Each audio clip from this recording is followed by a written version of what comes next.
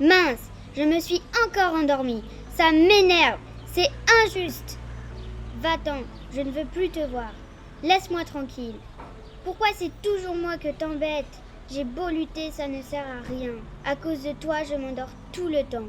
Ça m'empêche de jouer avec mes amis et de me concentrer à l'école. Quand je ris, ça m'arrive de tomber par terre par ta faute. Je préférerais que tu n'aies jamais existé. Tu m'as l'air bien en colère contre ce pauvre chat. Qu'est-ce qu'il t'a fait? Il représente ma maladie, la narcolepsie. Ah, je comprends mieux.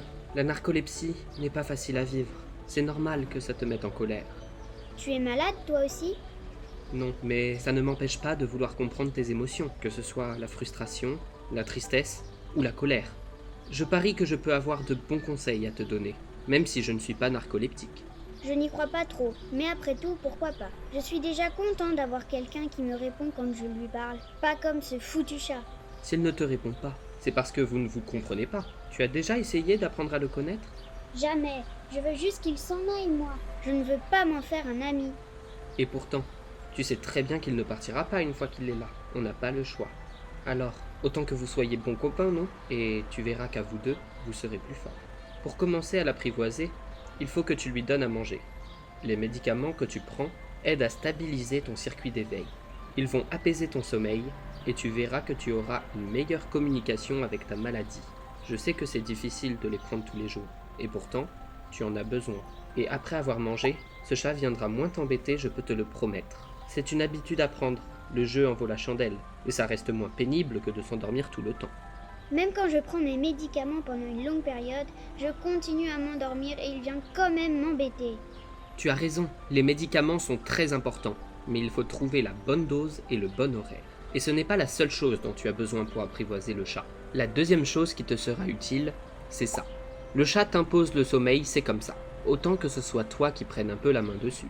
Si tu lui aménages des courtes siestes au bon moment, alors il te laissera tranquille quand tu as besoin d'être réveillé. Sur ce point, tu es comme tout le monde, à la seule différence que tu as un besoin plus important que les autres, de maîtriser ton sommeil correctement.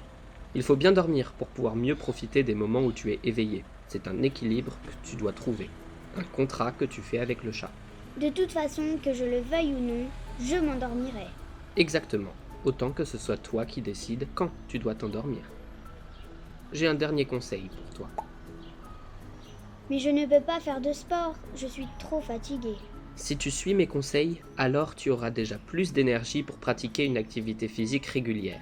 C'est hyper important pour vous deux. Le sport te permettra de profiter d'un meilleur sommeil. Tu auras plus de contrôle sur ta maladie. C'est d'ailleurs un conseil que tous les autres enfants et adultes devraient suivre eux aussi. On croit que bouger fatigue, mais le sport est le meilleur antifatigue qui soit. Surtout quand on en profite pour être dehors sous les rayons du soleil qui nous apportent plein de bienfaits. Depuis le temps que je te demande de faire attention à moi. Merci Renard de lui avoir montré la voie. Je suis sûre qu'on peut bien s'entendre maintenant qu'on se connaît tous les deux. Tu verras, tu as fait des efforts pour moi. Je vais te montrer que je peux en faire pour toi aussi.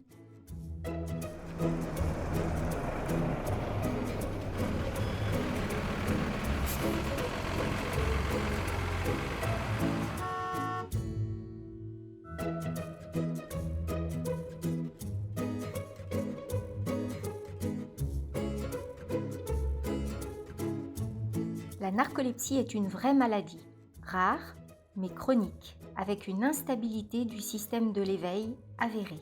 Le principal symptôme correspond à des attaques de sommeil imprévisibles, n'importe quand dans la journée. La prise en charge est indispensable.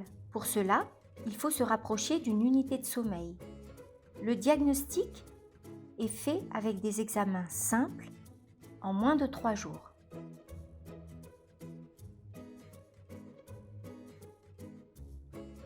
De nombreux traitements sont disponibles pour améliorer l'éveil ou le sommeil et stopper les cataplexies éventuelles. Si on ajoute des horaires de sommeil réguliers, des siestes programmées, même sur le temps scolaire, de la lumière le matin mais pas trop le soir, notre sport préféré, un bon soutien psychologique, tout est possible.